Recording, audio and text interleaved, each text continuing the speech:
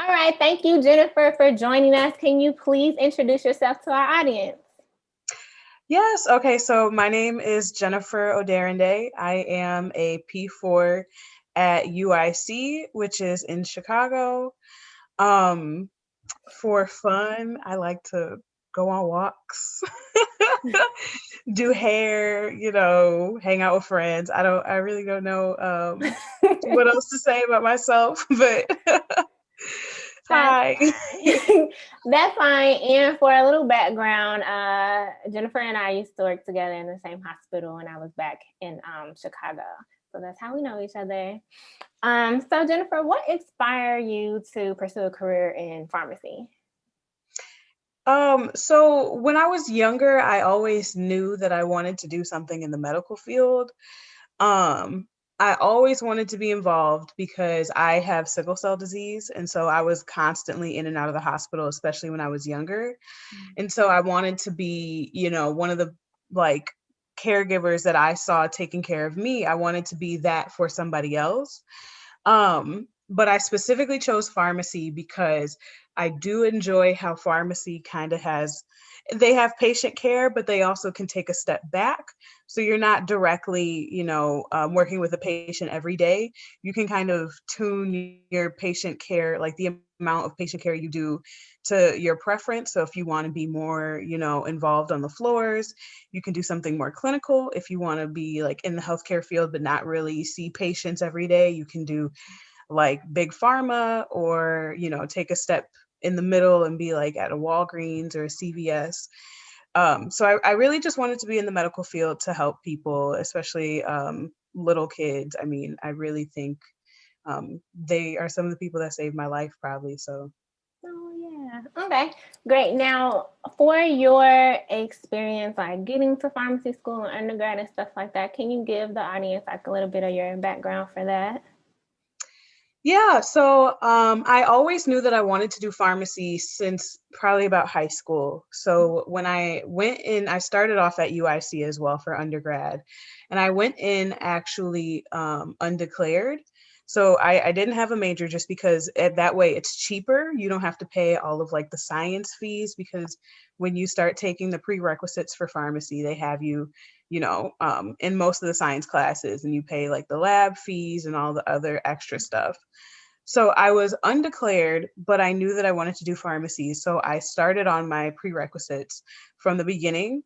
And then when I pushed it up until like the last minute, which was junior year, when junior year came around, I declared as biology just because at UIC specifically, biology aligns the most with the prerequisites for pharmacy. So that way it was like I basically did the majority of the stuff that I had to do for my degree while also like finishing up my requirements so that I could apply for pharmacy school. So I declared as a bio major when I was a junior. And then at that same time, I also started studying for the PCAT. And I took my PCAT at the end of junior year before like senior year. And then that's when I applied for pharmacy school. The cool thing about pharmacy school is that they have this thing called early decision. And so you can apply for one school that's your number one choice, the one that you really, really want to go to, like towards the very beginning of the school year, end of summer. And so with that, I applied to UIC, I think around August or September. And luckily enough, I got in. So I didn't really have to go back and forth with applications that much or pay that many fees. And so I got accepted that September of my senior year. And so my senior year, I was just really mentally preparing for pharmacy school. And boy, Yeah. So with you attending pharmacy school or kind of at the same place that you attended undergrad, did you those students that do that get like a different priority regarding applications or anything? from my understanding, they do kind of get a little bit of preference just because UIC wanted to hold on to their UIC students. But in that same breath, I do think, I mean, everybody was held up to the same standards. But let's say, a UIC student had the same exact, criteria as a non-UIC student, I think they would end up choosing the UIC student just because they went to UIC as well. Okay.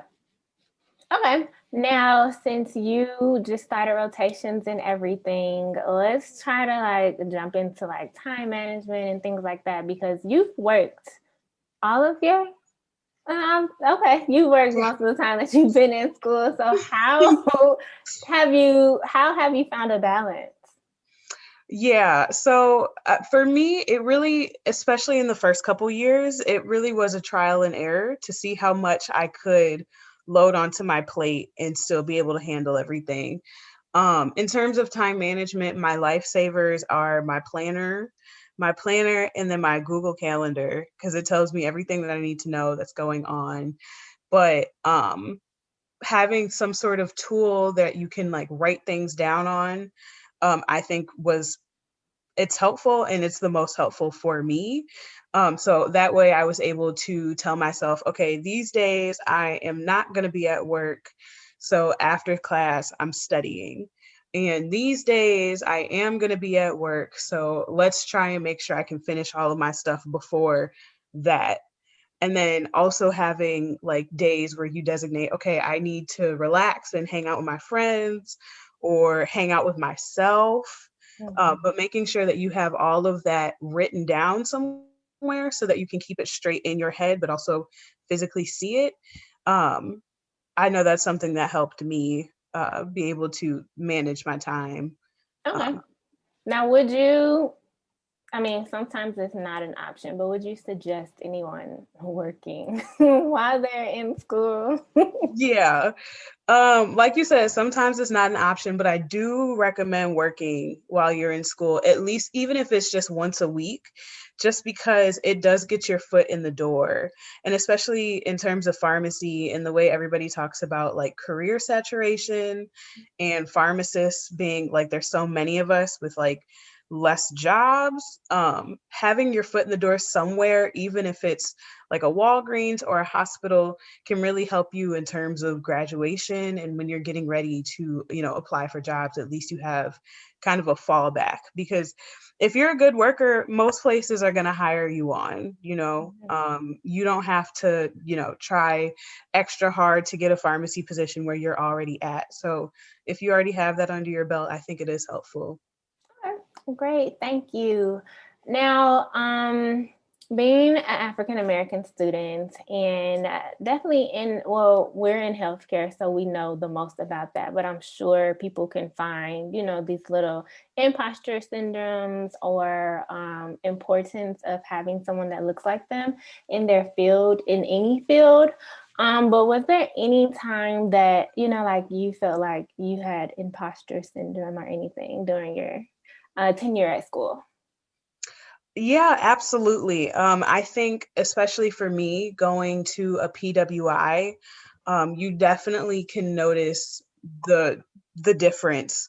Um, and on top of that, like having, so many people around you who are just as qualified as you, some of them even more qualified as you, it can really kick in. But I think at the end of the day, in terms of imposter syndrome, you just have to keep reminding yourself that, like, hey, I got into this school just like they did. You know what I mean? Like, I did all the same stuff that they did. We're here, we're on the same playing field. So even if I feel like, okay, the girl that studied at Brown, who's like killing all of her classes, clearly she's better than me.